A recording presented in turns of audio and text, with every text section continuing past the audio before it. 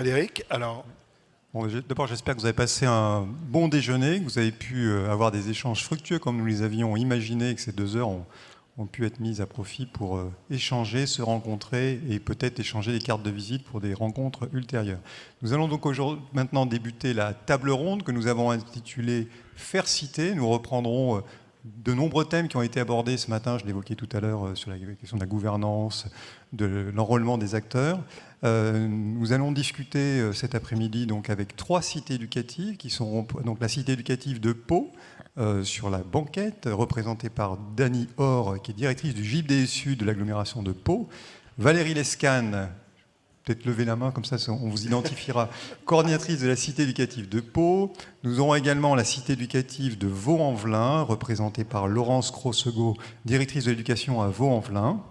Monsieur Sylvain Lunetta, principal du collège Henri Barbus à Vaux-en-Velin, et Jonathan Rupi, délégué du préfet à Vaux-en-Velin, à la préfecture du Rhône. Et enfin, nous aurons également la cité éducative de Lormont, représentée par Chloé Stève, à ma droite, chef de projet opérationnel de la cité éducative de Lormont, et Sonia Houdin, conseillère territoriale de la CAF de Gironde. Merci à vous d'avoir accepté de participer, de contribuer à cette entreprise commune d'expliciter ou d'illustrer ce qu'est faire citer. Je vous rappelle que nous avons ici un chronomètre et que nous avons un objectif commun, collectif, c'est de tenir cette table ronde en 1 heure. Thierry, je te passe la parole. Voilà, alors faire citer, ça pourrait faire un peu mot valise, parce qu'on est sur un concept globalisant, mais on va aborder la question sur 3 entrées différentes.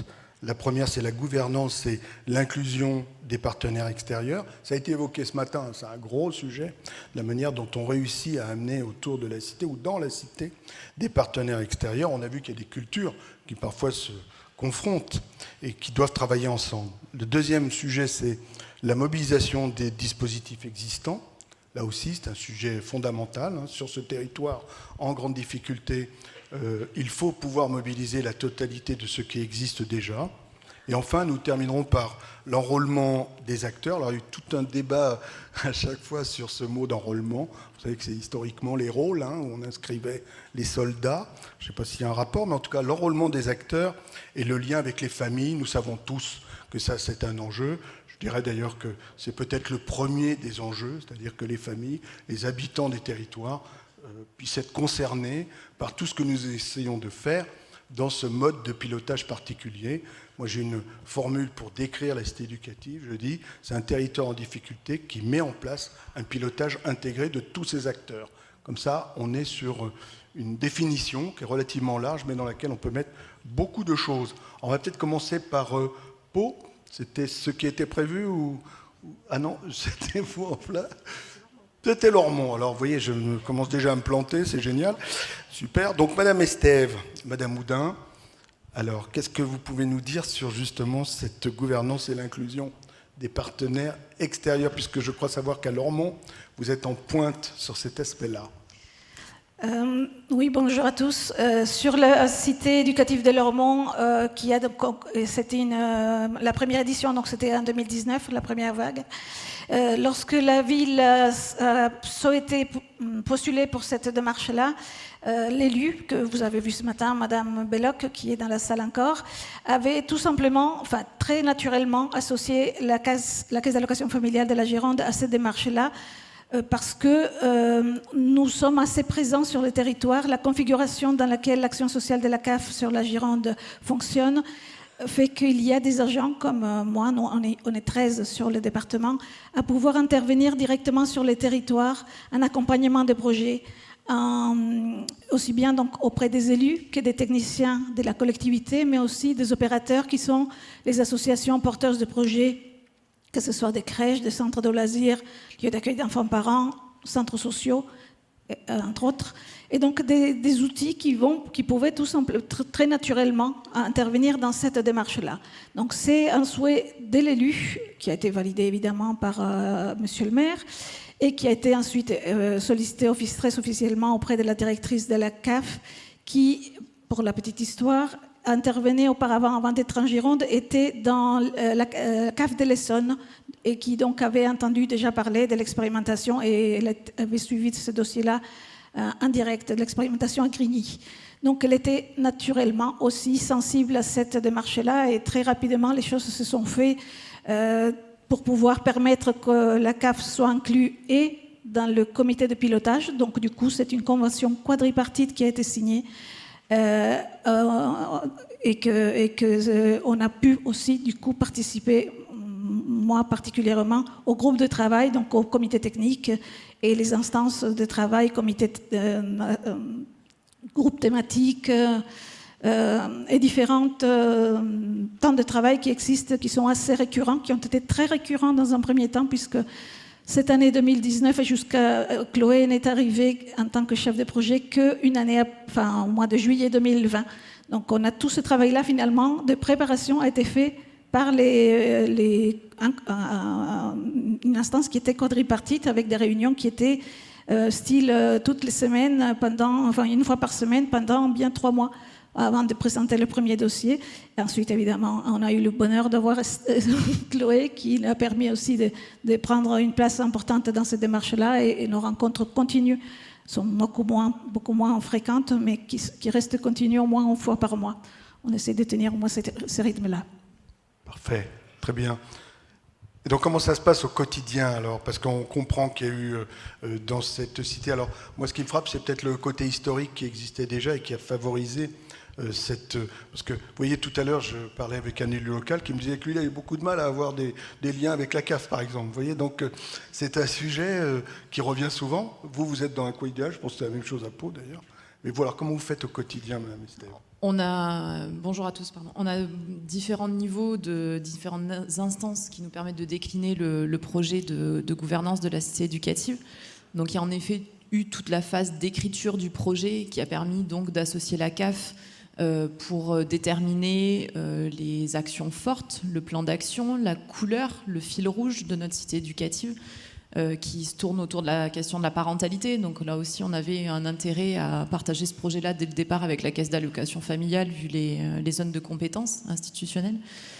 Donc on a dans ce niveau stratégique et en préparation, en animation et en membre des comités de pilotage, un quadrige qui se décline après sur ce qu'on appelle un gros projet, donc qui est constitué des représentants de la ville, de l'éducation nationale, de la préfecture et de la CAF. Et ce groupe projet nous permet de faire l'interface entre tous les niveaux d'animation plutôt territorial et opérationnel, qui vont vraiment décliner et mettre en œuvre le plan d'action, et le comité de pilotage auquel on soumet toutes les orientations. Donc très concrètement, en fait, on a des réunions qui ont été en effet hebdomadaires pendant très longtemps, qui sont devenues bimensuelles ou mensuelles, qui nous permettent de nous accorder sur à la fois l'animation du réseau et les orientations, les prises de décision, les engagements financiers qu'on établit sur le budget de la cité éducative. Et à un niveau encore qui arrive sur un 3e plan dans la question de la gouvernance, il va y avoir toute la question de l'animation territoriale, où là on a certaines instances qui vont être réamorcées ou amorcées par les travaux de la cité éducative, mais qui du coup vont faire un lien avec des instances d'animation sociale du territoire qui pouvaient préexister, notamment autour de certaines thématiques qui sont portées par la CAF, notamment la question de l'accompagnement à la scolarité ou de la parentalité. Et nous, on fait une référence aussi aux enjeux de préscolarisation et de petite enfance dans ce chapitre-là. Donc voilà, on a 3 niveaux dans la gouvernance qui permettent à chaque fois de travailler en binôme et in fine d'activer, dès que c'est nécessaire et opportun, des dispositifs, y compris ceux de la CAF. Et quand je dis activer des dispositifs, c'est pour le déploiement des actions ou pour leur financement. Parfait. Alors, ça n'empêche pas évidemment les autres membres de la table ronde éventuellement d'illustrer. Alors, je sais que Pau, nous y sommes allés avec Frédéric. On a été d'ailleurs surpris quand nous sommes arrivés qu'il y avait une personne de la CAF depuis longtemps, d'ailleurs, dans votre instance de délibération telle que nous l'avions devant nous. Alors, est-ce que ça correspond un peu à ce que font vos voisins de Lormont? Parce que vous êtes quand même dans le sud-ouest, là. mais vraiment avec l'accent en plus pour ma part, n'est-ce pas? Oui, ça correspond tout à fait dans l'esprit. Donc simplement sur Pau, pour rappeler, d'abord il y a 40 ans de politique de la ville, donc ça construit un partenariat et ça construit un territoire. Et quand vous nous avez sollicité, finalement, à l'aune aussi de ce qui a été dit ce matin, j'ai pensé à un titre, finalement, un peu de notre intervention croisée qu'on fera avec Valérie, qui était de dire comment, finalement, on passe d'un terrain favorable à un terreau fertile. Alors, pour vous dire aussi que Pau, et c'est la même chose sur Bayonne, grâce à un préfet un petit peu, je trouve, visionnaire il y a 20 ans, Pau, on est en groupement d'intérêt public, développement social urbain, pour gérer la politique de la ville et les dispositifs périphériques. Et qui on a dans le GIP depuis 20 ans, on a effectivement un copilotage préfet et collectivité, et puis on a un ensemble de membres, dont l'éducation nationale, dont le procureur, dont les bailleurs, dont Pôle emploi, dont les villes qui sont restées en quartier de veille, parce que là aussi c'est une volonté politique que ces villes-là ne soient pas exclues du groupement d'intérêt public. Et puis, à l'intérieur de ce GIP, finalement, on gère tous les dispositifs, que ce soit le programme de réussite éducative, le contrat de ville, les classes, les fonds d'aide au projet, j'en passe, et d'autres, je ne vais pas tous les énumérer, ce qui nous permet à la fois de construire un partenariat solide qu'il faut cultiver, parce qu'il ne se passe pas un nouveau préfet qui interroge la pertinence du GIP. Il ne se passe pas un nouvel élu qui interroge la pertinence d'un GIP ou d'un DGS. Et ça veut dire qu'effectivement, il faut se mettre, tant du niveau politique que du niveau technique, dans une posture qui est celle de dire, finalement, le GIP va nous permettre une réactivité, c'est un guichet unique. Chaque partenaire y met les sous correspondant à leur enveloppe budgétaire et ça nous permet effectivement de faire effet de levier sur l'ensemble des politiques qui sont gérées à l'intérieur du GIP.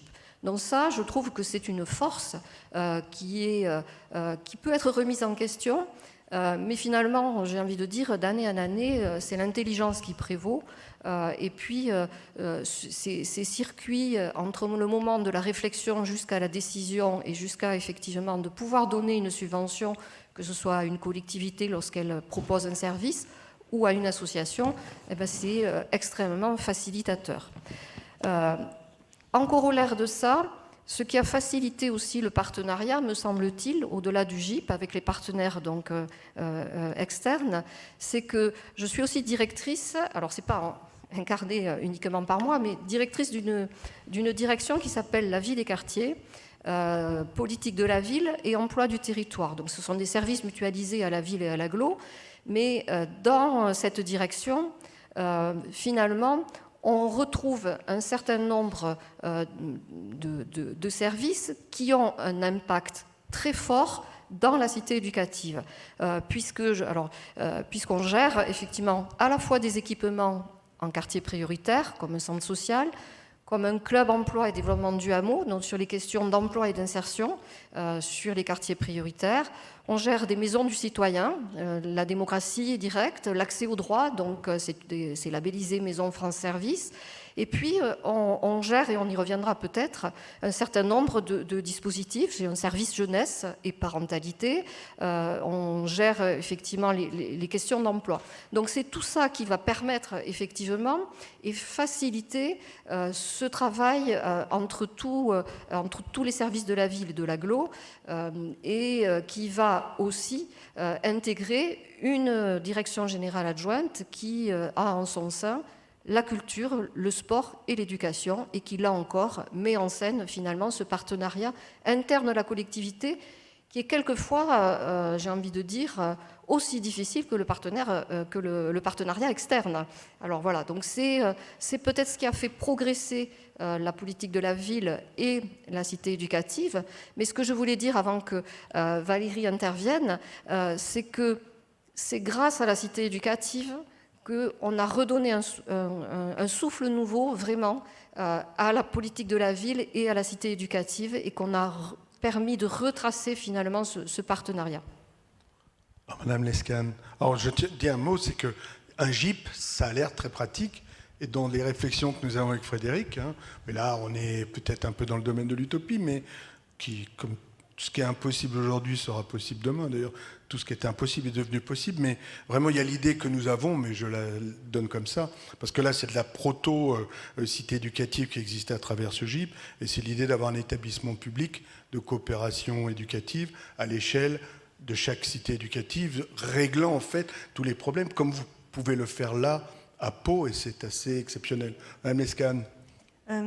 Juste par rapport à la question de la gouvernance de la cité éducative, nous, ce qui nous semblait important aussi d'associer, donc au-delà du GIP, qui est l'organe délibératif et qui engage les crédits, c'est d'autres partenaires dans le volet réflexion stratégique, et notamment les écoles, mais au degré le plus incarné et le plus terrain possible. C'est-à-dire que dans le GIP, on a l'éducation nationale qui est présente, qui est souvent représentée par le DAZEN ou le DAZEN adjoint, mais pour la construction de la cité éducative, en fait, on est parti vraiment sur les rencontres avec les enseignants dans les écoles du réseau d'éducation prioritaire.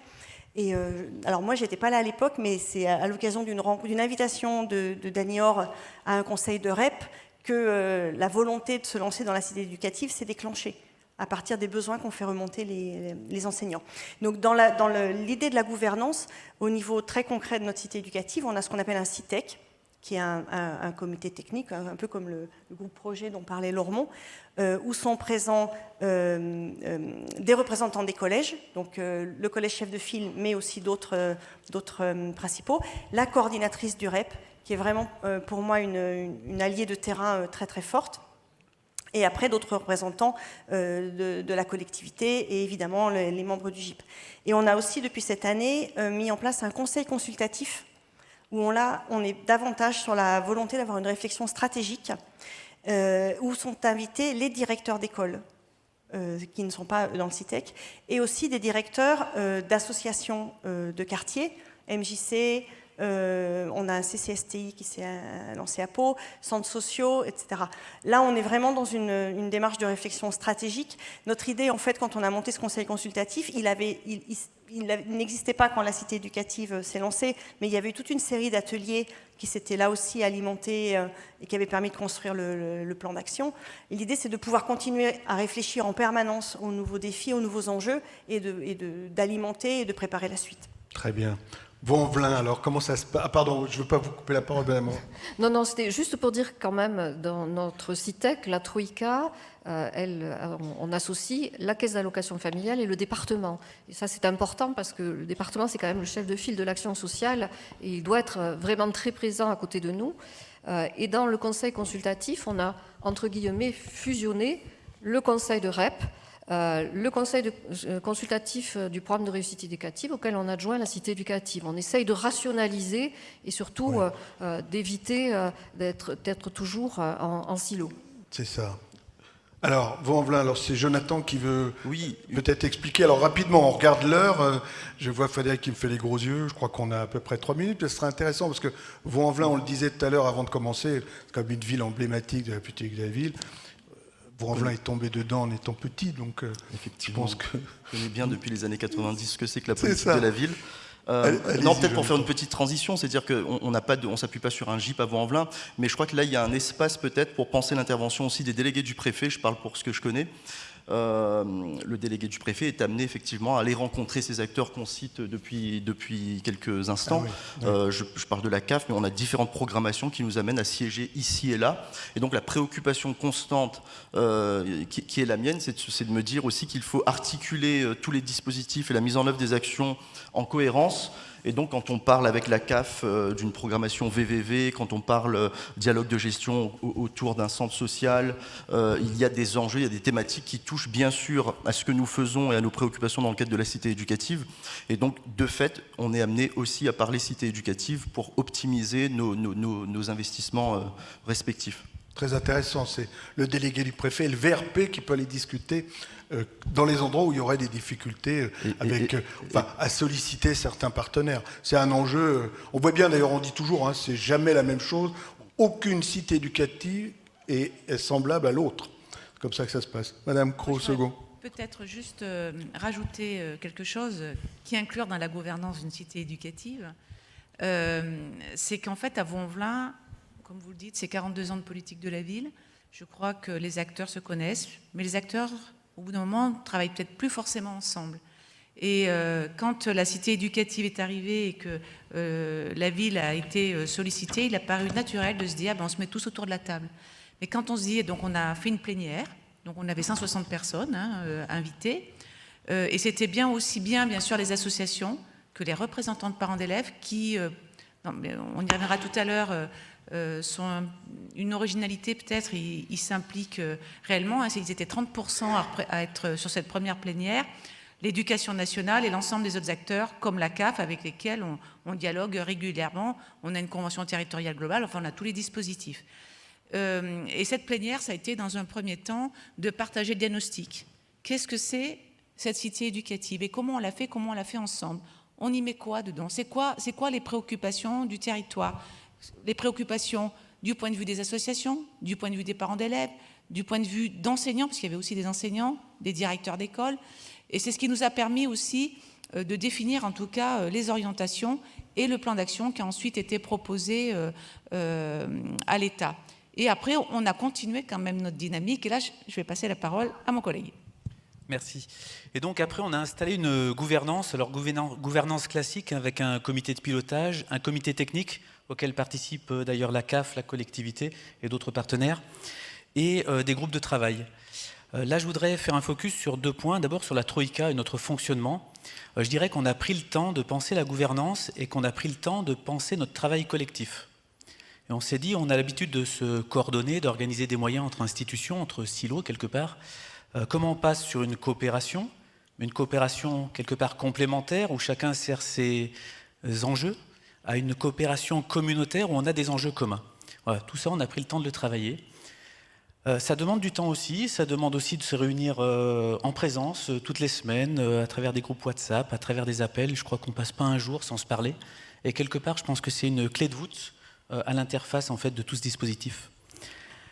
Deuxième focus sur les groupes de travail. Ces groupes de travail qui ont porté les thématiques qui sont sorties au moment des diagnostics, ils sont forcément copilotés par au moins un binôme, une personne de l'éducation nationale et une personne du service de la ville, en s'accompagnant d'experts, alors d'experts d'autres collectivités ou associatifs. Simplement dire qu'on a aussi pris le temps de former ces binômes, c'est-à-dire qu'à un moment, on a fait une formation pour les référents et se dire c'est quoi être référent, c'est quoi faire culture commune. Et on a eu des écueils, hein. Par exemple, si on pense à une thématique santé ou sur le mot diagnostic tout simplement, le mot diagnostic n'était pas le même pour la ville, pour l'éducation nationale.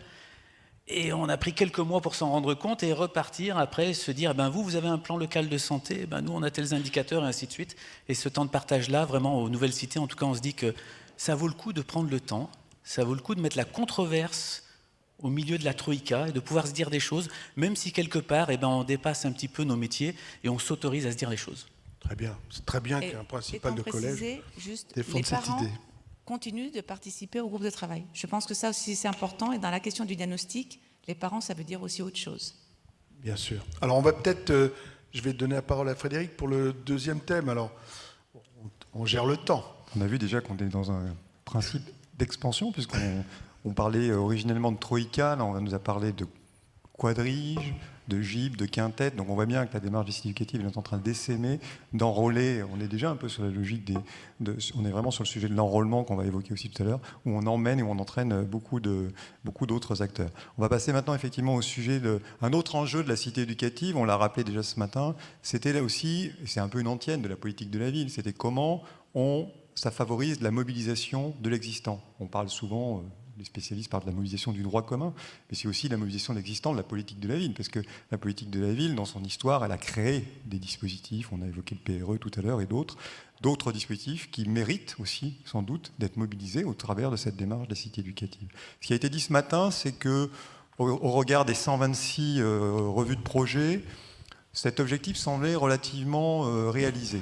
Mais quand on étudie de près ces revues de projet, notamment sur des logiques d'analyse financière, ou qu'on essaye un petit peu d'aller gratter concrètement ce qui est dit par les cités éducatives, on se rend compte que c'est pas aussi simple que ça, que c'est pas aussi vrai que ça non plus, que cette question de la mobilisation de l'existant est parfois quand même complexe, sans doute, et que le risque quand même est fort que la cité éducative, cette démarche que nous avons voulu voir comme une démarche ensemblière et de mobilisation de l'existant, paraissent parfois par endroits comme étant finalement un dispositif qui s'est surajouté aux autres et qu'on n'arrive pas à réaliser cette promesse de la mobilisation de l'existant. Donc on voulait vous interroger sur cette question-là, sur comment concrètement, sur vos cités éducatives, vous avez pu vous confronter à cette logique, à cette ambition, à cet enjeu de la mobilisation de l'existant, comment ça s'est éventuellement incarné. Je crois que sur Lormont, notamment, vous avez une expérience intéressante sur la question de l'articulation avec les réseaux REP+, dont il nous semblait intéressant que vous puissiez faire part aux participants. Oui, bah alors, c'est vrai que sur Lormont, on a une spécificité, une chance pour travailler, qui est la révélation d'un besoin du public en premier lieu. Mais on a 2 réseaux d'éducation prioritaire qui sont des REP+.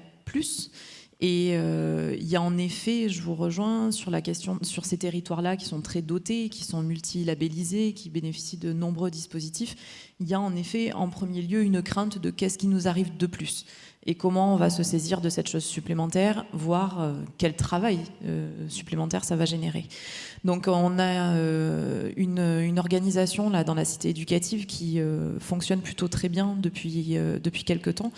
On a je rejoins ce que disait Valérie tout à l'heure, notre collègue qui est coordinatrice des 2 réseaux REP+, qui est en effet une alliée de terrain, j'aime beaucoup ton expression, qui est particulièrement importante. Alors en fait dans le groupe de pilotage, c'est pas ma collègue coordinatrice du REP+ qui siège, c'est un représentant de la DSDEN. Et donc moi je travaille en binôme avec un collègue chef de projet qui est chargé de mission politique de la ville au sein de la DSDEN, qui laisse tout le temps disponible à la coordinatrice REP+, pour déployer son travail de coordination de réseau. Et ça permet de travailler de façon très resserrée entre les choix de priorité d'intervention de la cité éducative et du REP+, d'avoir une validation stratégique de ces lignes fortes qu'on se donne, mais aussi d'avoir la disponibilité de mes collègues derrière pour le retraduire dans l'action auprès des équipes pédagogiques, des collèges et des écoles du territoire. La question du REP+, nous paraissait importante à souligner aujourd'hui parce que dans plusieurs échanges qu'on a eus avec d'autres territoires, on se rend compte de la chance qu'on a. Je le dis sans détour. Ça nous permet d'inscrire des choses, notamment dans le plan de formation des enseignants et dans leur plan de formation obligatoire, qui nous permet d'avoir une vraie dimension de réseau dans les thématiques qu'on apporte, qui nous permet de travailler sur des aspects intercatégoriels quand on développe des plans de formation pour les professionnels du territoire, par exemple. Donc, qui nous permet d'aller chercher aussi des objectifs de travail de façon pluricatégorielle, en associant les enseignants aux autres acteurs éducatifs du territoire qui interviennent dans l'école ou dans la journée de l'enfant. Donc ça, c'est des choses dont on s'aperçoit qu'on peut traiter les sujets et les thématiques avec une dimension particulière grâce à l'interface avec le REP. Donc voilà, c'est aux occasions de les remercier aussi parce qu'on a, je pense, en effet un travail très resserré sur le territoire. Ouais. Vous, sur Pau, alors vous nous avez déjà un petit peu explicité des choses, et notamment la richesse et ce que permet le GIP, puisqu'il abrite, on l'a compris, pas mal déjà de services et d'offres. Et donc peut-être que cette réalisation de la mobilisation est rendue plus simple, mais vous allez nous en parler, notamment, je crois que vous vouliez évoquer les sujets autour du PRE, des services de prévention, mais peut-être que dans la discussion, d'autres idées vous sont venues pour illustrer cet enjeu de mobilisation de l'existant.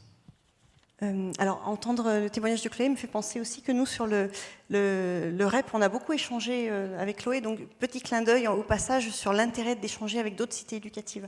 On a réussi là aussi, alors davantage que mobiliser sur la question du réseau d'éducation prioritaire, je dirais articuler ce qui se faisait déjà, notamment au titre de l'éducation artistique et culturelle. Le GIP alloue chaque année un budget porté par donc la coordinatrice du REP et les écoles, sur ces questions d'éducation artistique et culturelle. Et c'était important dans les projets qu'on avait, nous, de la cité éducative, d'être cohérent par rapport à ce qui se faisait déjà auprès des écoles. Et on a un projet commun qu'on partage avec Lormont, qui est un projet autour du plurilinguisme avec l'association d'Ulala, qui travaille beaucoup sur la place donnée aux langues maternelles des enfants allophones et à la relation avec les familles que ça permet de développer au sein des écoles et des autres structures éducatives. Et on bloquait, nous, à Pau, sur une question, parce qu'on est REP, mais pas REP+, sur la question de la formation des enseignants. Et en fait, la manière dont on a réussi à articuler le fonctionnement éducation nationale et, au sein du REP et notre cité éducative, ça a été en s'appuyant sur d'autres expériences, notamment à Lormont et aussi une autre cité éducative du Rhône, à rendre cette formation du LALA obligatoire dans les parcours Constellation. Ce qui fait qu'on a eu là, alors je déborde un peu sur la question de l'enrôlement, une vraie validation en fait de la part de l'éducation nationale de cette démarche qui avait été demandée par le terrain et qui maintenant permet que tous les enseignants des écoles à qui on propose ce projet viennent de manière systématique. Vous parliez du programme de réussite éducative, Frédéric. Alors, moi, la chance que j'ai dans mon quotidien par rapport à ces dispositifs, c'est que pour beaucoup d'entre eux, ce sont des collègues de travail, en fait. Je suis à 2 bureaux de celui de la coordinatrice du programme de réussite éducative. J'ai une autre collègue qui instruit les dossiers classe qui sont validés par le GIP. Les collègues de la prévention spécialisée sont aussi portés par la collectivité parce qu'on a eu une délégation du département. Donc c'est vrai que les choses se font de manière assez naturelle et la manière dont moi je suis positionnée en tant que cité éducative, c'est d'être en appui en fait par rapport à leur dispositif, à leur travail du quotidien. Donc pour vous donner un exemple, au niveau du programme de réussite éducative, la cité éducative finance 2 postes complémentaires. Ça avait été identifié dès le début lors des premiers ateliers. Donc on finance un poste de psychologue clinicienne et un poste de médiatrice familiale. Et au fur et à mesure de l'évolution de leurs besoins, suite à la crise sanitaire, les collègues du PRE ont commencé à monter des actions collectives à destination des familles. Et là, on a décidé, ensemble, avec la validation du CITEC, de dire la cité éducative va soutenir ces démarches aussi parents-enfants.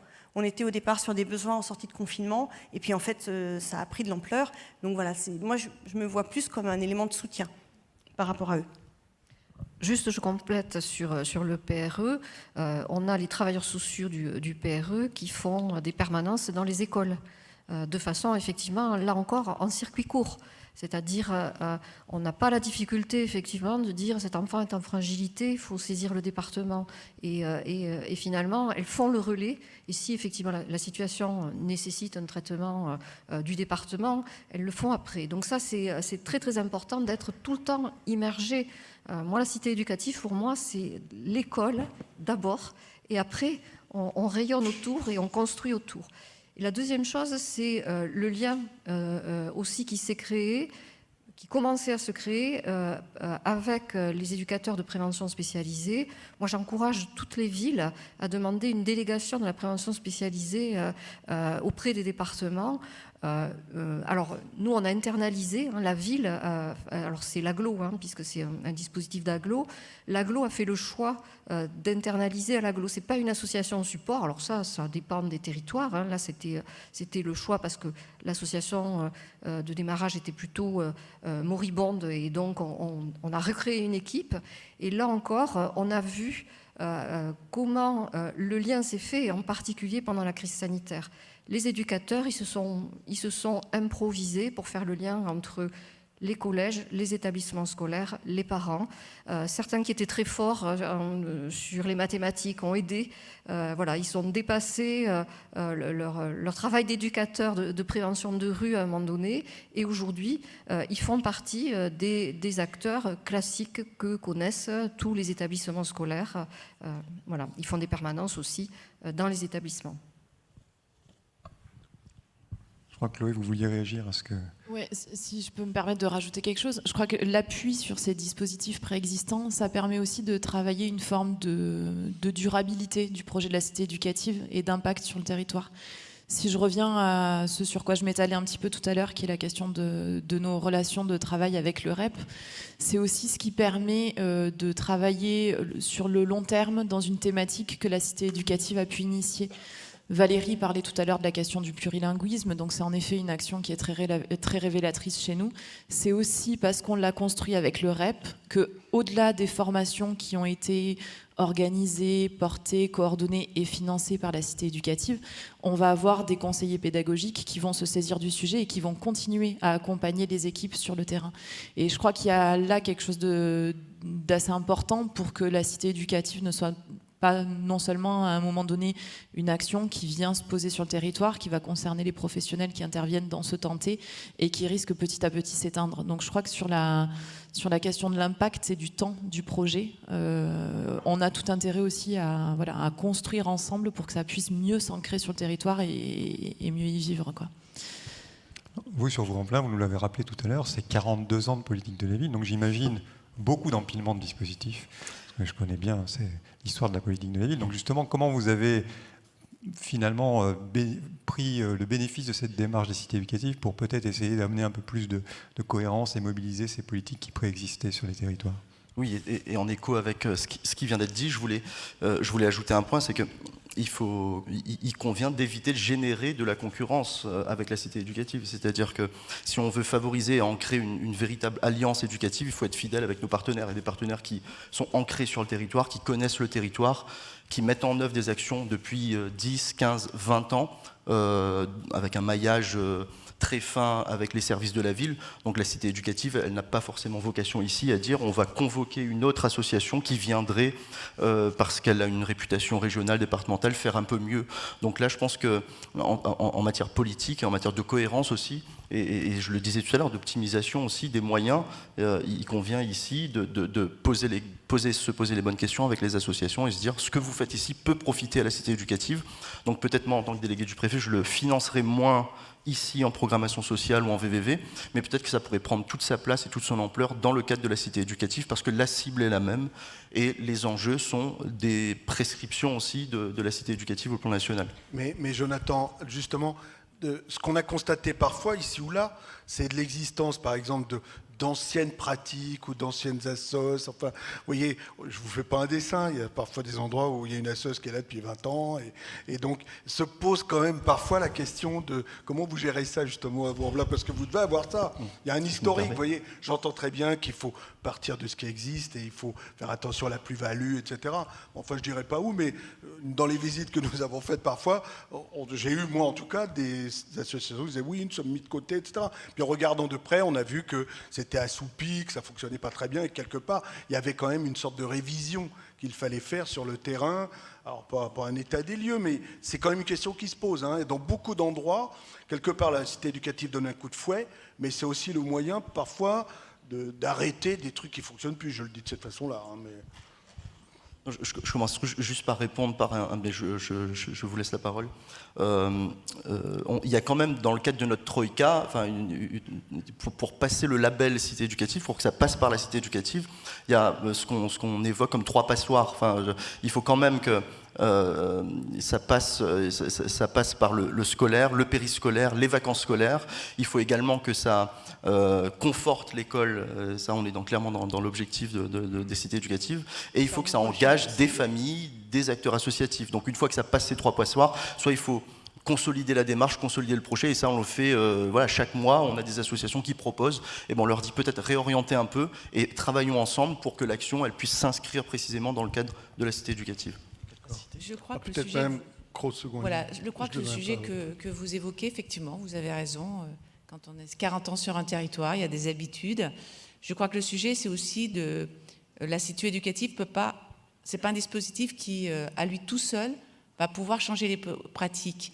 Il faut aussi que ça soit rediscuté dans toutes les instances. C'est-à-dire qu'il y a la cité éducative, mais si on parle contre enfants-jeunesse, si on parle effectivement de redéfinir des conventions d'objectifs avec des centres sociaux, c'est dans toutes ces instances-là qu'il faut effectivement rééchanger, réaffirmer des nouvelles orientations, et que ces orientations elles soient cohérentes et que parfois elles peuvent être aussi identiques, et que du coup la cité éducative ou sur d'autres programmations, d'autres dispositifs comme le classe, etc., on voit bien effectivement la complémentarité. Donc la cité éducative a permis en tout cas de réinterroger. Quand j'évoquais assez rapidement la question de cette plénière, on peut se dire, bah oui, mais ça se fait. La plénière, en tout cas à Vaux-en-Velin, 160 participants.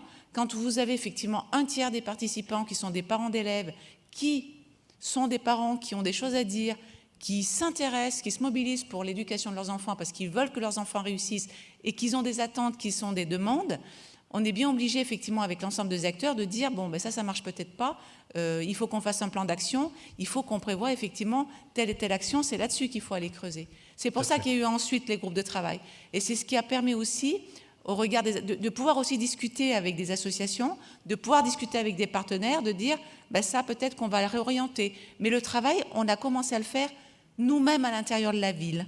C'est-à-dire que ça a commencé par là. Nous, les services municipaux, on a fait, comme on a une petite expression, on a fait des fois un petit peu des renversements de table. C'est-à-dire, non, là, ça fait 20 ans que ça fonctionne comme ça. Le monde, il a aussi changé. C'est pas parce qu'on est encore en territoire de la politique de la ville qu'il n'y a pas des demandes nouvelles, qu'il n'y a pas des nouveaux usages et qu'il n'y a pas des nouveaux besoins. Donc c'est comment effectivement on se réinterroge et comment effectivement on travaille ça avec l'ensemble des acteurs, donc que ce soit l'éducation nationale, les acteurs associatifs, les parents. Donc je crois que ce travail sur les dispositifs existants, c'est un ensemble. Et la cité éducative, je trouve que si effectivement on fait ce travail-là avant, en amont, à côté, pendant, juste après, la cité éducative, elle va prendre un sens et elle sera vraiment cité éducative et on fera cité sur un certain nombre de sujets. Très bien, c'est un organisme vivant en fait. Hein.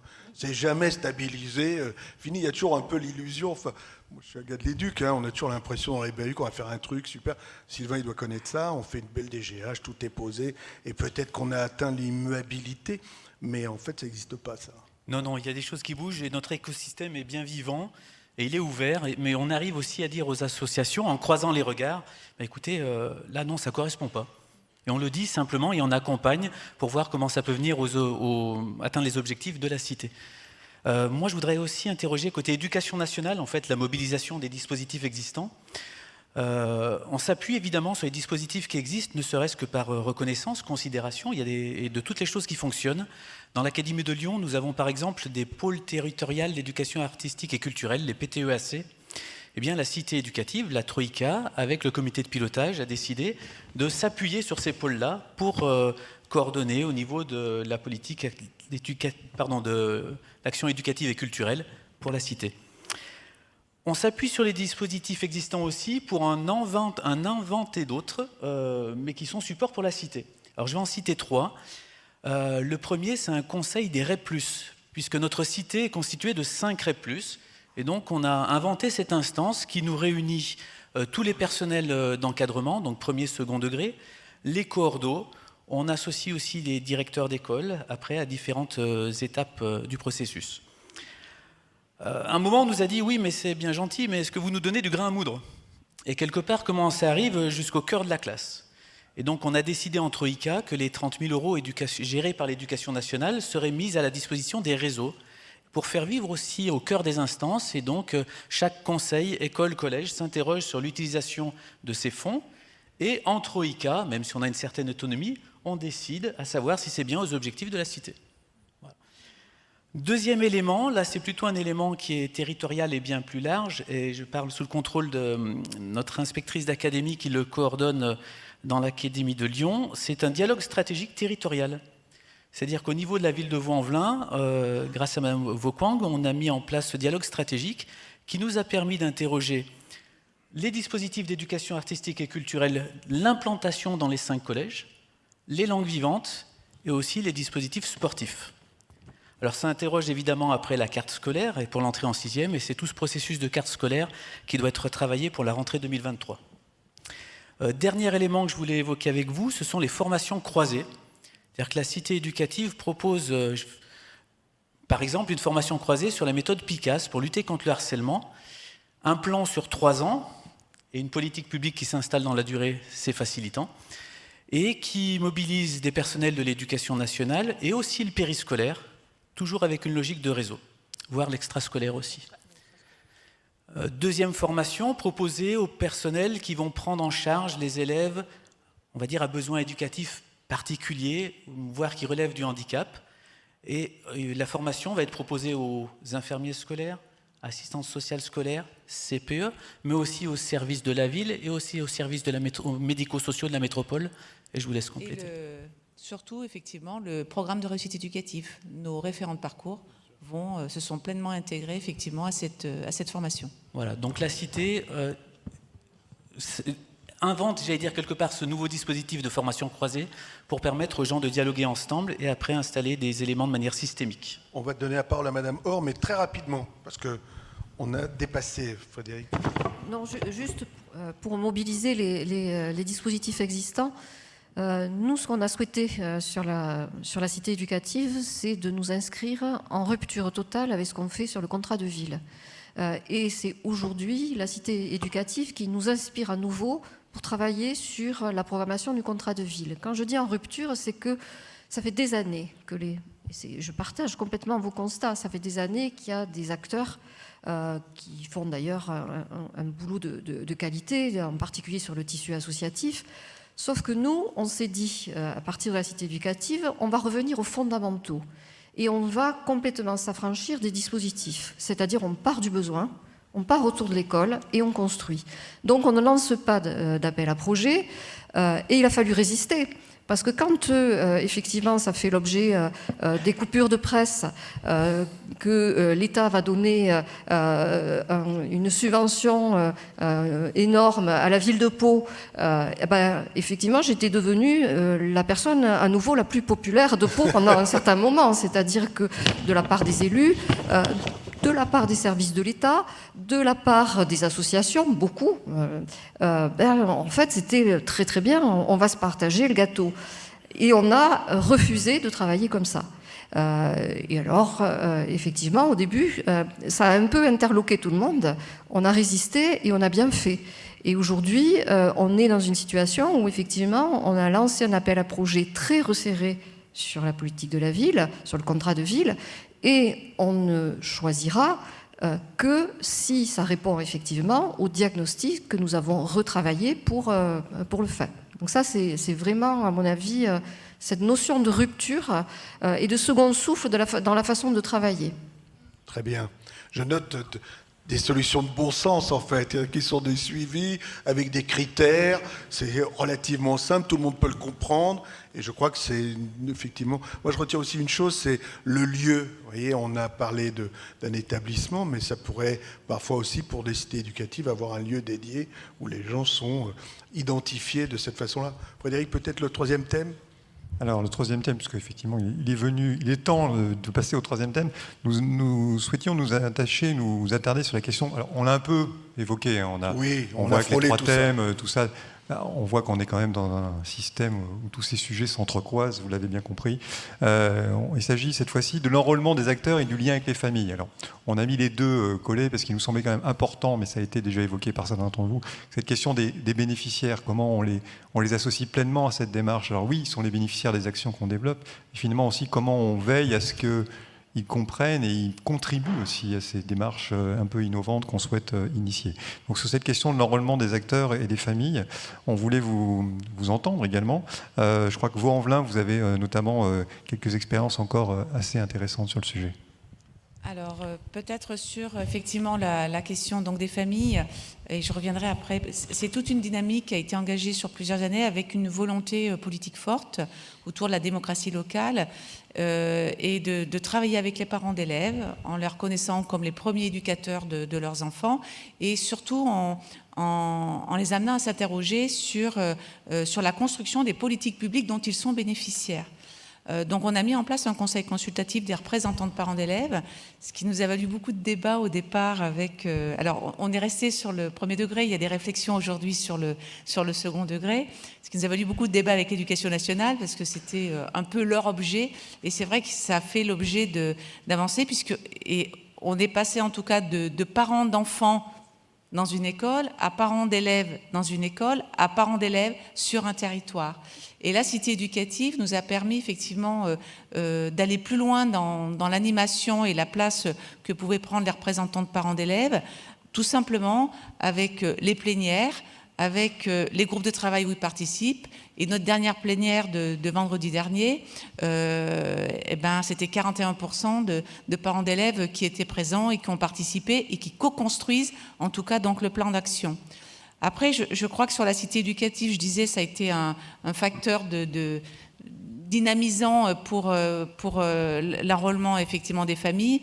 C'est donc la cité éducative au regard de ce que nous avons envoyé, la question de la parentalité. Tout le monde fait de la parentalité sur un territoire. C'est un vrai sujet et pour autant, il y a toujours des besoins. On parle toujours de la même chose. Donc, avec la Troïka, dans les actions qui ont été envisagées, on a créé un fonds parentalité. Et ce fonds parentalité, ce sont les parents d'élèves, c'est pour ça que c'est pas innocent quand je disais on est passé de parents d'enfants à parents d'élèves sur un territoire. Ce sont des parents d'élèves qui vont nous déposer des projets.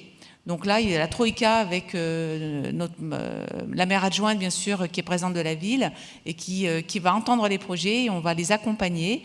Et ce sont les parents qui vont aller chercher des professionnels. Alors, on a toute thématique, hein, ça part de problématiques de nutrition, à la question des écrans, à la question, effectivement, du handicap, à la question des 10. Enfin, on a pas mal de projets. Les parents d'élèves nous le proposent. Ils s'entourent en fait, en tout cas, de professionnels et c'est eux ensuite qui mobilisent les parents de leur école ou de plusieurs écoles. Parce que c'est aussi intéressant pour nous, c'est qu'on a des parents de plusieurs écoles qui vont nous proposer effectivement donc des projets. Donc ça, c'est vraiment un vrai plus dans la politique de la ville, c'est-à-dire qu'en fait, on va avoir des parents qui vont mobiliser les parents et surtout ce qui nous intéresse, c'est qu'ils mobilisent les parents qu'on n'arrive pas, nous, professionnels, à toucher. Je crois que pour nous, l'enjeu, il est là. Et je crois qu'on a aujourd'hui des parents d'élèves qui sont vraiment dans un rôle de parents et qui ne font pas partie pour autant de fédérations de parents d'élèves, je tiens à le dire, parce que je crois qu'en fait, ça a été aussi un des sujets quand on a créé le conseil consultatif des parents d'élèves, c'est la place des fédérations. Et en fait, elles étaient très peu existantes sur notre territoire. Mais en même temps, on a une vraie force. Et je dirais aussi dans ces parents d'élèves, ce qui me semble aussi intéressant, c'est qu'on a aussi des pères. Aujourd'hui, on a de plus en plus, effectivement, de pères qui se mobilisent sur ces dispositifs-là. Et dans le second degré, alors visiblement, vous êtes en réflexion sur cet aspect-là, qui n'est jamais simple, hein, un collège. Alors oui, une grande réflexion sur le conseil consultatif dans le second degré, mais qui dépasse le cadre de la cité. Il y a des enjeux politiques, évidemment. Ce n'est pas la municipalité qui a la compétence sur les collèges, tout simplement. Donc ça, c'est une grande question à se poser. Simplement dire... Il y a encore de travail. Et oui, il y a encore du travail. On parle des freins et des leviers. Les parents, prennent la parole et ça, c'est très très bien. Et ont une capacité d'interpellation qui est très forte et qu'on essaye de prendre en compte au mieux. Simplement dire sur l'enrôlement des acteurs, j'ai parlé tout à l'heure des groupes de travail. C'est simplement faire confiance et donner la capacité aux personnes de s'engager aussi.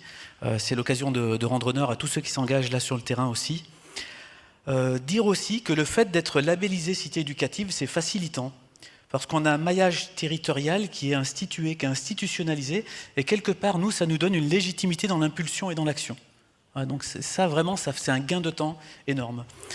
Enfin, dire qu'il y a aussi la communication qui est un enjeu majeur.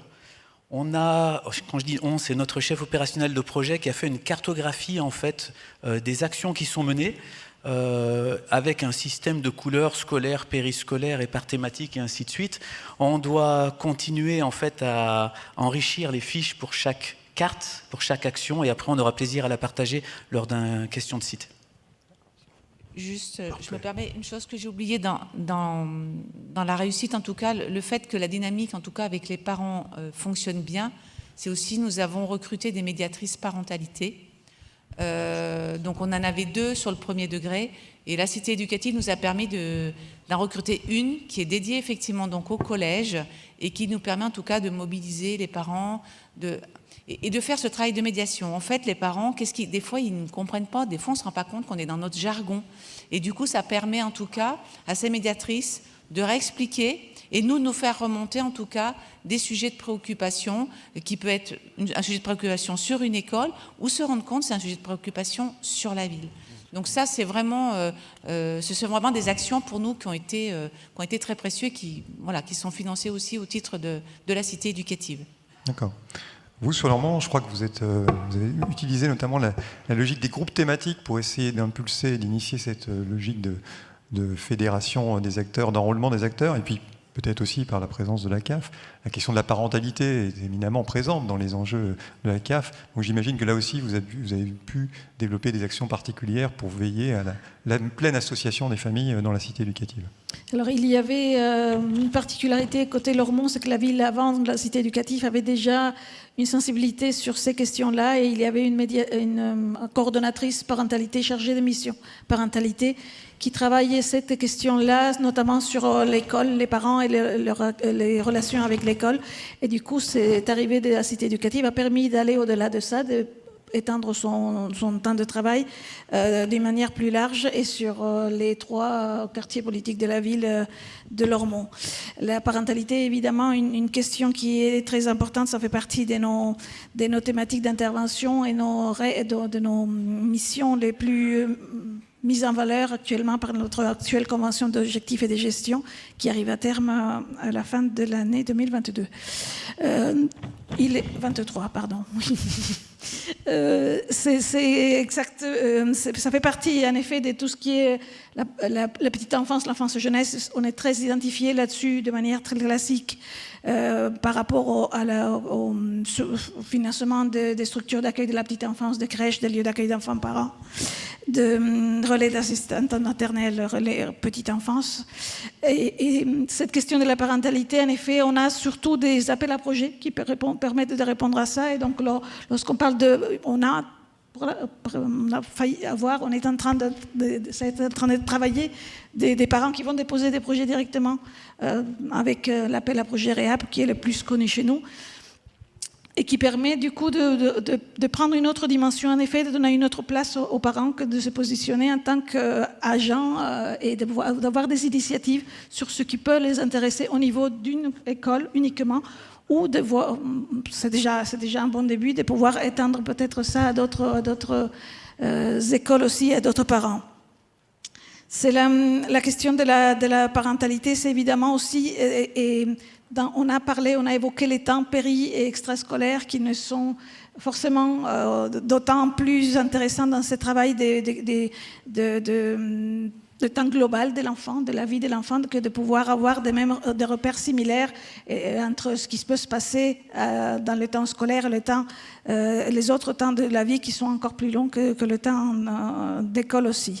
Et de comment accompagner ces parents qui peuvent, quelle que soit leur catégorie sociale, et du coup ça dépasse largement bien entendu la cité éducative, de pouvoir accompagner ces parents dans leur rôle, dans leur affirmer, soutenir les compétences qui sont là, sur lesquelles beaucoup doutent, et c'est normal de douter, on doute nous tous, tous les jours, mais c'est important aussi de pouvoir conforter, pouvoir dire qu'il y a des choses qu'ils font qui sont intéressantes, qu'ils peuvent se faire confiance, qu'ils peuvent accompagner et avoir une émulation aussi sur d'autres parents.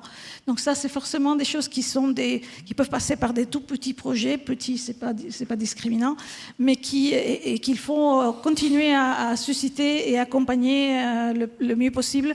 Et la proximité avec le terrain, c'est forcément quelque chose qui me permet, en tout cas, de penser ou de se projeter dans des choses de ce type-là. Parfait.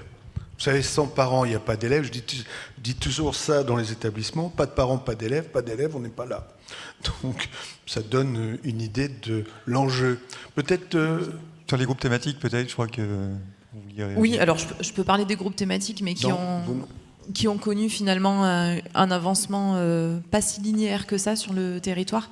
Ils ont été très mobilisés au moment de la conception de l'écriture du projet, et puis ils ont connu une petite période de mise en pause, je dirais, dans leur animation, qui en fait a correspondu à la période de sortie de crise sanitaire, à la suite des confinements, où cité éducative de première génération, on avait pris un peu de retard aussi dans l'installation concrète sur le territoire, et où on a en effet mis un petit peu en pause cette animation des groupes thématiques pour aider les porteurs de projets à rentrer dans des choses opérationnelles, à installer des premières actions. On s'aperçoit aujourd'hui aussi que c'est en faisant qu'on comprend ce que la cité éducative apporte, qu'on peut le communiquer de porteur de projet à porteur de projet, qu'on peut continuer à installer le projet sur le territoire. Donc les groupes thématiques ont en effet été fondamentaux au départ pour se mettre d'accord sur ce qu'on faisait de la cité éducative sur notre territoire. Ils ont contribué à l'écriture du projet. ils se sont un peu interrompus. On a beaucoup travaillé en bilatéral, ça correspondait aussi au moment de l'arrivée de ma fonction de chef de projet, qui a pu aider les partenaires à amorcer. Et puis là, on s'aperçoit que nécessairement, il faut revenir maintenant à cette animation de groupe de projet pour maintenir cet esprit de faire citer, en fait, de travail coopératif et d'initiatives spontanées sur le territoire. Non, je voulais juste revenir sur la question de la parentalité. Aujourd'hui, on a différents niveaux de participation des parents dans la cité éducative de Lormont. Il y a un premier niveau qui est la participation directe aux actions que propose la cité éducative, et où donc là, on a les parents qui sont finalement le public cible, ou dont les enfants sont le public cible de l'action.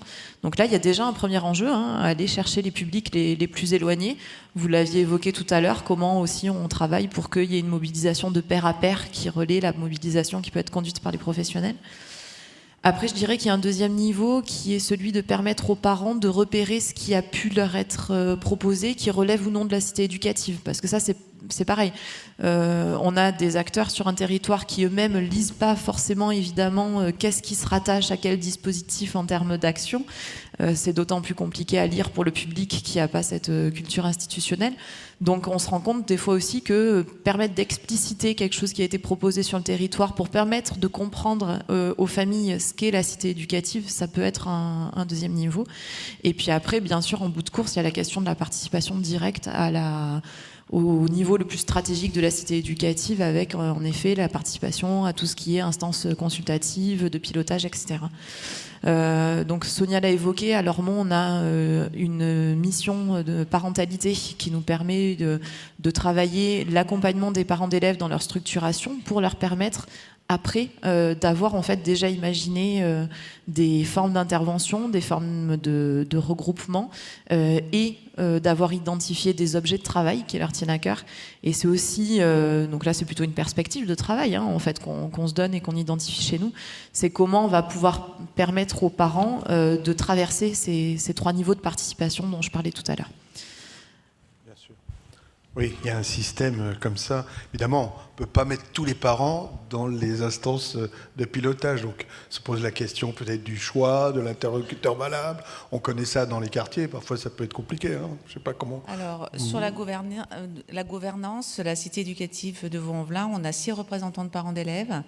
Comment ça se passe? Parce qu'en fait, on a beaucoup d'instances à la ville où participent, ça va du CLSPD à la commission qualité de la restauration collective. Donc on envoie en début d'année, quand les élections de représentants de parents d'élèves sont passées, on leur dit voilà, on a différentes instances qui souhaitent participer. Alors ce qui est intéressant, c'est qu'en fait on a toujours 2/3 des représentants de parents d'élèves qui sont encore là. Donc il faut juste qu'on s'attache à ne pas le faire trop tôt pour que les nouveaux parents puissent effectivement comprendre toutes les dynamiques qui sont mises en place. Ils se positionnent et après on fait un tirage au sort et on essaye d'équilibrer entre maternelle, élémentaire, collège pour certains sujets, puisqu'aujourd'hui on a des représentants de parents d'élèves qui étaient en maternelle et en élémentaire qui sont passés au collège et on voit bien. Voilà. Et ils participent au choix des projets aussi. Ils vont devenir experts. Avec oui, le temps. Après, avec la formation qui se construit, toute la difficulté qui reste bien à la place de représentants de parents d'élèves. Ça, c'est un sujet aussi qu'on travaille aussi avec eux. Que l'école n'a peut-être encore pas résolu. Vous savez, dans les années 70, quand on a créé les associations de parents, on sait qu'on partagerait le pilotage. Alors aujourd'hui, c'est une question, mais on ne va pas l'ouvrir aujourd'hui. Frédéric, je crois qu'on a dépassé là. Oui, je ne sais pas si éventuellement la cité éducative de Pau voulait réagir sur ces sujets-là. Court. Oui, très rapidement. Nous, sur les parents, on est en chemin. On a comme ressource, moi j'ai un collègue qui s'occupe de la parentalité, mais sur toute l'agglo, et la ville, pardon, sur toute la ville. Donc l'enjeu, c'est de l'attirer dans mon territoire de la cité éducative. Et après, on a aussi l'équipe du programme de réussite éducative, qui, elle, a un lien vraiment de qualité avec les parents, et un centre social qui est porté par la collectivité. Donc on a des projets qui commencent, qui ont été... alors on avait déjà des cafés des parents, on avait des choses comme ça qui ont été malmenées par la crise sanitaire. On a réussi à reconstruire le lien avec les parents en sortie du premier confinement sur des temps de répit parental, de sophrologie parents-enfants, des choses comme ça qui ont bien fonctionné. Et là on a différents projets, notamment avec des groupes de parents qui fréquentent ce qu'on appelle l'OEPRE, le dispositif Ouvrir l'école aux parents pour la réussite des enfants, donc avec une enseignante qui est très, très mobilisée et mon collègue de la parentalité. Voilà, donc on a construit une carte mentale de la cité éducative qu'on est en train de vouloir décliner sur un outil de communication approprié pour les parents. Et j'espère qu'on pourra vous reparler d'ici quelques temps d'une démarche qu'on va inaugurer sur le territoire, ce qui s'appelle les conférences familiales.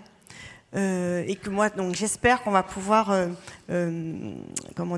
centrer un peu sur la cité éducative dans le volet expérimental, comme on aime le faire. Parfait. Écoutez, merci beaucoup. À vous tous. J'espère que, en tout cas, c'est très riche, très intéressant. J'espère que ça a intéressé également l'assistance et que ça a dû rappeler des choses, ou en tout cas faire écho, parce que j'imagine que toutes les cités éducatives ont des choses et des belles histoires à raconter sur ces sujets-là. Mais j'espère également que ça aurait joué le rôle de pratique inspirante pour les cités éducatives. Merci beaucoup. Nous allons vous raccompagner en vous applaudissant et accueillir deux nouvelles personnes. Thierry, on nous a demandé de nous recentrer. Alors je vais maintenant inviter Nadette Fauvin et Richard Meyrat à nous rejoindre sur la scène, tout en vous explicitant qui sont ces deux personnes.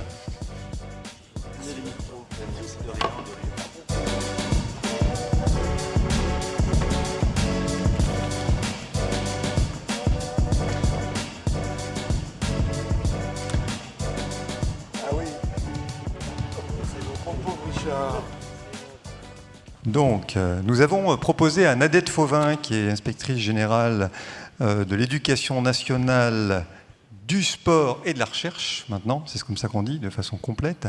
Mais Nadette, tu as été également très investie sur les cités éducatives au démarrage des cités éducatives, puisque Nadette était coordinatrice régionale pour la région Île-de-France des cités éducatives d'Île-de-France, donc elle a un regard expert sur les cités éducatives. Et nous avons également convié Richard Meyrat, qui est maire adjoint conseiller municipal à la mairie de Gennevilliers, membre du réseau des villes éducatrices, et puis membre, surtout éminent membre du Conseil national d'orientation et d'évaluation des cités éducatives. Donc il est un fin connaisseur également des cités éducatives. Nous avons proposé de venir nous rejoindre sur scène, et vous en avez accepté le principe, peut-être pour réagir à ce qui vient d'être dit, à ce à quoi ça vous a fait penser, de là où vous parlez, de votre expertise, votre connaissance des cités éducatives. Évidemment, c'est une libre parole. En tant qu'expert, qu'avez-vous retenu de ces échanges, peut-être depuis le début de la matinée et de cette table ronde? Je ne sais pas qui a prévu de commencer. Nadette? Est-ce que ça fonctionne? Oui, très bien. Tout d'abord, je salue vraiment très chaleureusement toutes les personnes dans cette salle avec qui j'ai travaillé. J'ai eu l'occasion d'échanger avec eux à midi pour certains, et donc je n'ai pas pu échanger avec vous tous, mais c'est vraiment avec un plaisir, mais vraiment important pour moi de vous retrouver, et je suis très heureuse d'être devant de nouvelles cités éducatives. Alors avant de vous parler de mon expérience au titre plutôt d'expert, dans la mesure où si je ne suis plus dans le circuit des cités éducatives, mon expérience maintenant d'inspectrice générale me fait être plutôt dans l'observation. Mais je ne vais pas aborder cette première question de l'observation maintenant, pour éventuellement vous dire ce que j'ai observé d'invariant, par exemple dans la gouvernance, dans la reprise de l'existant, mais déjà, je voudrais dire là, pour les nouvelles cités éducatives, que des phrases m'ont interpellée parce que je ne les aurais jamais entendues au début des cités éducatives. Et je faisais partie, avec un certain nombre d'entre vous, dont l'équipe, là, on était tous ensemble, à chercher des mots pour essayer de faire comprendre concrètement ce que c'était que ce concept de cité éducative, parce que je ne sais pas comment le nommer, on a dit démarche, on a dit concept. Moi, je dis c'est un concept qui est associé à un profond changement de posture, et que ce changement de posture, il se construit dans le temps. Et là, je viens d'avoir la preuve par la table ronde qu'un certain nombre de choses se sont construites, et je vais vous dire ce que j'ai retenu. D'abord, j'ai retenu quelqu'un à la table ronde qui a dit « tout le monde fait de la parentalité ». Alors au début des cités éducatives, c'était plutôt chacun son champ et on couvre tous les champs. Donc, on pouvait avoir des cités éducatives où tel partenaire s'occupait de la parentalité. Et puis, un autre partenaire s'occupait d'un autre sujet et on essayait donc de couvrir tous les sujets. C'est un petit peu quand même ce qu'on retrouve dans les programmes d'action où c'est découpé. Or, là, c'est un vrai bonheur d'entendre qu'on n'est plus dans chacun son champ, mais qu'est-ce qui fait champ partagé ? Alors, on l'a entendu pour la parentalité, mais à la table ronde, on l'a entendu pour plusieurs sujets, c'est-à-dire de mon point de vue à moi, de mon point de vue de professionnel à moi, dans mon quotidien, d'où je parle, quelle action j'ai à mener sur la parentalité avec mon métier, mes compétences, et en articulation ou en complémentarité avec d'autres qui font de la parentalité, mais autrement, avec une autre approche, avec une liaison et de la complémentarité. Donc, en fait, le travail du trio, puisqu'il y a eu aussi beaucoup de questionnements ce matin en termes de gouvernance et sur le travail de la Troïka, ça a été progressivement, et on le voit bien, d'identifier tous ces champs partagés, qui pouvaient être partagés. Ensuite, j'ai entendu une autre cité éducative dire faire cité en continu et dire réorienter tous les dispositifs, ça va là, à la passoire de la cité éducative. Alors j'ai bien compris qu'à la passoire de la cité éducative, ça voulait dire on a des critères, on a des objectifs, on a des indicateurs, et lorsque les dispositifs existants ne correspondent pas ni aux objectifs ni aux besoins, il faut les réorienter. Eh bien, je peux vous dire que ça, il y a 3 ans, c'était pas possible. C'est-à-dire que déjà, on n'avait pas une vision de tous les dispositifs qui existaient. Et on n'avait pas compris que la cité éducative n'était pas un dispositif, mais une méthodologie qui permettait de faire agencement de tout ce qui existe pour faire un tout système au service de la réponse des besoins des élèves, des jeunes, des personnels, des parents, des habitants, etc. Et puis, mais ça, je vais m'arrêter là parce que je le développerai tout à l'heure. Il y a le trio qui a dit, donc une autre cité, on a mis 6 mois à comprendre qu'on ne se comprenait pas quand on parlait de diagnostic. Alors ça, pour moi, je le vois encore dans mes observations. Ça veut dire que les nouvelles cités éducatives, vous devez absolument être vigilants à cet aspect. En fait, les cultures sont différentes, les gens ne se comprennent pas, et j'ai été ravie de vous entendre à la table ronde, et j'ai été ravie d'entendre le trio dire qu'à 3, il faut oser se dire les choses, oser se dire ce que on ne sera pas en mesure de faire, oser dire comment on comprend, et on pourrait imaginer que dans les dernières cités éducatives, vous n'attendiez pas 6 mois pour vous comprendre, mais qu'on démarre, et ça je l'ai vu maintenant récemment, j'ai récemment été dans une réunion où finalement, quand on traite d'un sujet nouveau, quand on traite des mots nouveaux qui n'ont pas été abordés avant. Vous voyez, par exemple, en ce moment, on travaille beaucoup sur l'engagement. Et puis ensuite, il y a aussi le rapprochement, bien sûr, de la jeunesse et des sports avec le ministère de l'Éducation nationale. Et c'est très intéressant.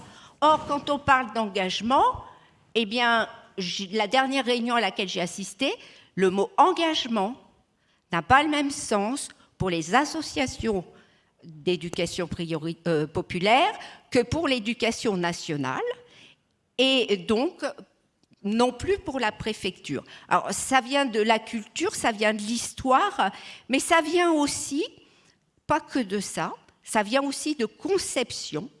Et vous disiez, monsieur le principal, tout à l'heure, lever les non-dits, prendre le temps de la controverse. Je pense qu'on a, au début des cités éducatives, par souci de vouloir bien faire et être bon élève, entre guillemets, on n'a pas assez passé de temps plutôt sur ces aspects-là pour se dire de quoi on parle et les non-dits et les valeurs qu'il y a derrière. On est tous d'accord sur la valeur de l'engagement des parents ou sur la valeur de l'engagement des jeunes, mais d'une institution à l'autre, ça ne veut pas dire la même chose.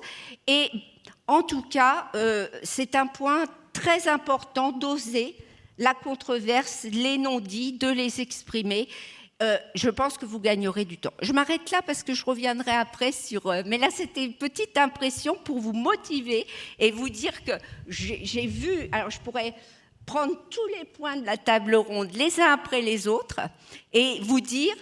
il y a 3 ans, j'entendais ça, et aujourd'hui... j'ai entendu ça. Donc, bravo pour le chemin réalisé, mais je ne peux pas commenter toutes les phrases que j'ai entendues, mais j'ai pris des notes et je pourrais le faire. Mais je n'ai pas le temps. Richard. Bien, bonsoir à tous, à toutes. Moi, j'ai été effectivement très impressionné par la quantité de choses qui se font, par l'ensemble des résultats en termes de réalisation et de méthode.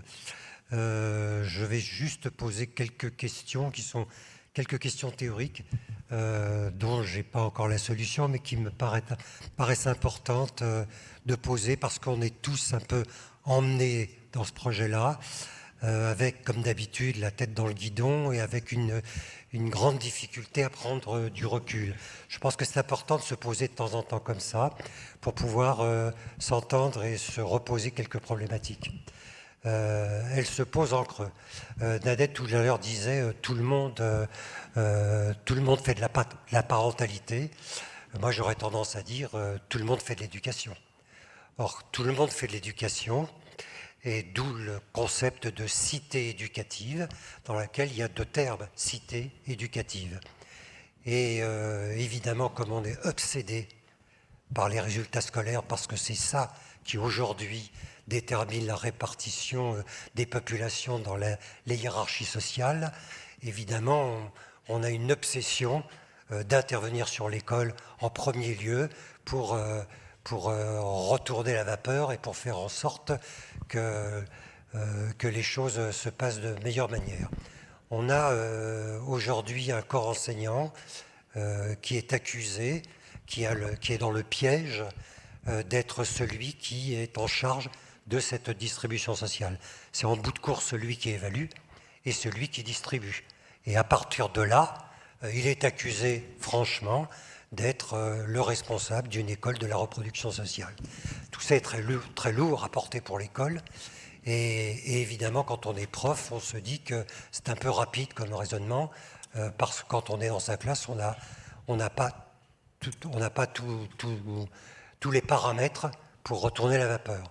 Et donc, la cité éducative, elle a cet intérêt-là, c'est d'abord de libérer le corps enseignant de ce piège qui est extrêmement lourd, en lui disant que tout ne se joue pas là, et que c'est un collectif, et que tout le monde fait de l'éducation. Donc pour moi, la cité éducative, ça ne peut pas être la place de l'école dans la cité ou une cité au service de l'école, mais ça peut être en quoi la cité est éducative, dans laquelle il y a l'école, mais pas seulement. Et c'est à ce moment-là qu'on s'aperçoit que l'ensemble des partenaires d'une cité, tout ce qui fait la dynamique d'un territoire, est un acteur éducatif. Et un acteur éducatif qui, là où il est, évidemment, on n'a pas d'intervention toujours très directe sur la performance scolaire. Donc il faut élargir ce sujet. Il faut l'élargir et le prendre dans cette globalité-là, si on veut si on veut commencer à s'attaquer à un vrai problème, qui est un problème très contemporain, qui est celui de l'individu citoyen, quoi. On est là dans cette problématique-là. Donc moi, je poserais un peu cette question-là pour qu'on soit tous un peu capables de sortir du piège dans lequel on est pris. La deuxième chose, c'est les questions de gouvernance. Les questions de gouvernance sont éminemment politiques. C'est pour ça qu'on entend que selon les modèles, on a des réactions. Alors, évidemment, les institutions nationales, verticales, descendantes, sont légitimes parce qu'elles dépendent de la représentation nationale qui a été légitimement élue. Donc, on ne peut pas leur contester la légitimité des politiques qu'elles mettent en œuvre. Les mairies, les collectivités sont des structures qui sont un peu plus de terrain, parfois plus horizontales, pas toujours. Elles sont aussi élues, elles ont cette légitimité aussi. Il y a là quelque chose dans la cité éducative qui pose cette question-là, c'est-à-dire la question de l'articulation entre des politiques verticales, descendantes, qui font partie de notre culture, puisqu'on est un pays jacobin et que ça fait partie de notre culture, avec le fait qu'il y a nécessité de prendre en compte des organisations horizontales et transversales de terrain qui, elles, construisent de la citoyenneté en ce qu'elle a d'éducative, et qu'il faut trouver l'articulation entre les deux. Ce n'est pas un combat entre l'un et l'autre, parce que si on le prend comme un combat entre l'un et l'autre, la bataille est perdue. Ce n'est pas la question de savoir qui de la... Alors c'est pour ça que là, il y a un problème politique qui se perd tout le temps. C'est-à-dire, est-ce que les structures horizontales vont perdre du pouvoir dans la cité éducative? Donc il faut que dans la gouvernance, ils aient des gages et des garanties du fait qu'ils ne perdront pas de pouvoir. Et est-ce que la dynamique horizontale de terrain qui est créative va pouvoir avoir son mot à dire sur ces politiques éducatives de territoire qui sont une nouvelle façon de voir les choses. Et c'est à ce moment-là qu'il faut bien réfléchir à la question de la gouvernance. Si quelqu'un est perdant là-dedans, on ne s'en sortira pas. Et puis la dernière chose que je voudrais dire, parce que le temps tourne, c'est qu'on entre en cité éducative, voilà, parce qu'on a de la chance, et puis ce sont pas des dispositifs, mais des propositions conventionnelles, partenariales, signées sur un temps fini, et donc ça veut dire que ça va se terminer. Et qu'au moment où ça va se terminer, il faut penser à comment on en sort. Et comment on en sort, est-ce qu'on va avoir la capacité, en tout cas à Gennevilliers, nous on est dans la dernière année, ma problématique à moi c'est de se dire, est-ce que dans cette dernière année, on va avoir la capacité de pouvoir qualifier ce qui a construit, ce qui a fait cité, si on va pouvoir un peu le capitaliser pour pouvoir continuer ensuite. C'est-à-dire qu'il ne faut pas qu'une fois que la cité se termine, qu'ensuite on retrouve nos anciennes pratiques, chacun retourne chez soi et on recommence comme avant avec la nostalgie du beau moment où on travaillait ensemble. Donc moi je crois qu'il faut absolument capitaliser ça, et capitaliser ça, ça veut dire qu'est-ce qui dans la gouvernance relève d'un... Qu'est-ce qui est dans la gouvernance sont des vrais leviers. C'est-à-dire qu'est-ce qui va bouger les pratiques de chacun. C'est-à-dire que quand on met une troïka, qui est une façon un peu déconcentrée de mettre les services de l'État au niveau d'un terrain, et donc là ils ne sont pas délégitimés, ils sont au niveau de l'État, du terrain, mais ils sont toujours légitimes, ils peuvent faire de leur politique au niveau du terrain, mais avec d'autres. Si cette façon de fonctionner politiquement a une incidence sur les institutions, c'est-à-dire sur leur façon de fonctionner ensuite, alors la cité éducative aura servi à quelque chose. Ça veut dire que ça devrait aussi bouger les cultures de chaque institution dans la façon dont ils font de la politique locale. Donc moi je crois que ça c'est des questionnements qu'on doit tous se poser, parallèlement au fait qu'on est tous les jours en train de réaliser sur le terrain un certain nombre de choses. Voilà, je vous remercie. Très bien. On voit bien qu'il y a un vrai sujet, effectivement, de... Comment dire, quand vous parlez, Richard, de vertical, horizontal, il est certain que dans les territoires qui sont en politique de la ville, si on fait un peu une vision, on pousse la vision, il est évident qu'il doit y avoir un partage, à l'évidence, sur ce qui se fait sur ce territoire. Et il faut vraiment en avoir conscience. Ça a été d'ailleurs évoqué depuis ce matin. La clé, elle est là. Elle est probablement là.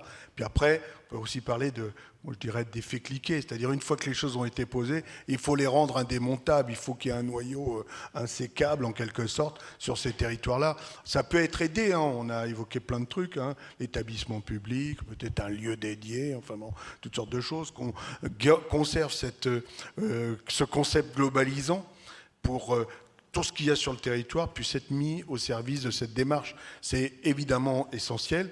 Nadette l'a dit tout à l'heure, hein, c'est vrai qu'au début, je l'avoue, quand on démarchait, je ne dis pas d'autres mots, lorsqu'on allait voir les premiers maires que nous considérions au titre des critères des territoires qu'ils accueillaient, qu'ils étaient complètement éligibles à la démarche, ce n'était pas évident d'expliquer de ce qu'on vient de dire là de manière un peu théorique, mais qui est une réalité et que vous devez absolument avoir en tête. C'est-à-dire que la manœuvre, vous devez la comprendre. Ce n'est pas une histoire d'action, c'est vraiment une histoire stratégique à l'échelle de votre territoire. Il faut le comprendre. C'est-à-dire que tous les membres de la Troïka doivent avoir ça en tête. C'est-à-dire que l'avenir, en quelque sorte, alors nonobstant, alors beaucoup de gens m'ont posé des questions sur la fin de la politique des cités éducatives, les sous, les machins. Alors, on l'a déjà dit plusieurs fois aujourd'hui, hein, mais une cité qui rentre aujourd'hui, elle a 3 ans, donc quelque part, on va évidemment enjamber la période électorale qui arrive.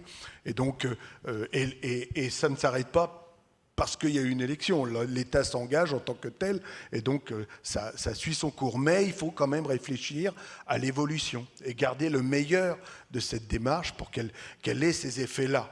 Et on est sur l'idée de la recherche de marge de progrès. C'est ça l'enjeu. On a parlé des familles. Si on n'améliore pas la vie des familles, si on n'améliore pas la situation des élèves, hein, je parle en tant que membre de l'Éducation nationale, ça n'aura pas servi à grand-chose. Vous voyez, on est vraiment, cet enjeu, il est fondamental pour moi. Il faut que vous ayez tous le sens de la manœuvre pour que vous compreniez vers quoi on va.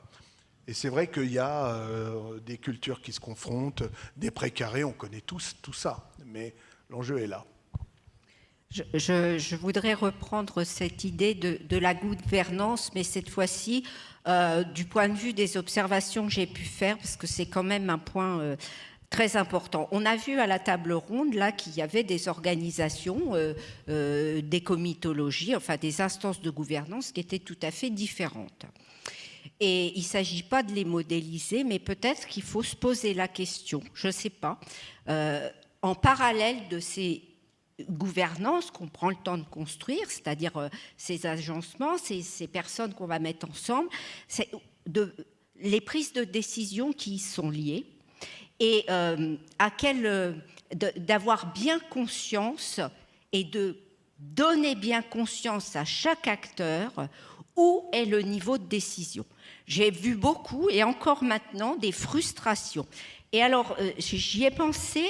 Par exemple, tout à l'heure, quand une des équipes disait « on a réussi à faire rentrer le plan dans les constellations », où la méthode Picasse, elle a pu aboutir et on a pu faire citer avec la méthode Picasse pour lutter contre le harcèlement, en mettant cette méthode non seulement dans les centres sociaux, dans le périscolaire, dans la classe, dans les établissements. Alors, qui a la décision de ça ? En l'occurrence, ça, c'est un dispositif qui nécessite la décision de la Troïka, qui est à ce moment-là décisionnaire, donc un petit peu stratégique, mais il y a aussi d'autres personnes, le maire, mais le DAZEN, etc. Par exemple, le sujet des périmètres des cités éducatives, les établissements qui en sont, n'en sont pas, sont des sujets politiques qui brouillent les choses et qui nécessitent un arbitrage décisionnel qui n'est pas au niveau de la Troïka. Et j'ai entendu dans vos témoignages, madame, vous avez souvent parlé de validation.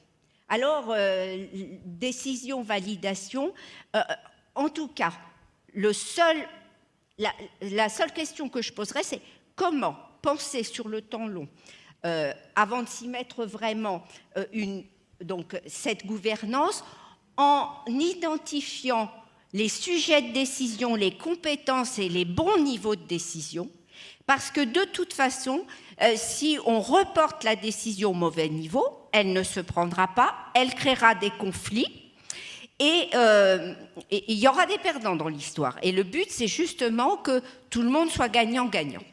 Pour prendre des décisions, ça veut dire qu'il faut bien connaître les institutions. Et ce matin, à la table ronde, il y a quelqu'un qui, au témoignage, il y a quelqu'un qui a dit « Le chef de projet opérationnel doit parler 3 langues ».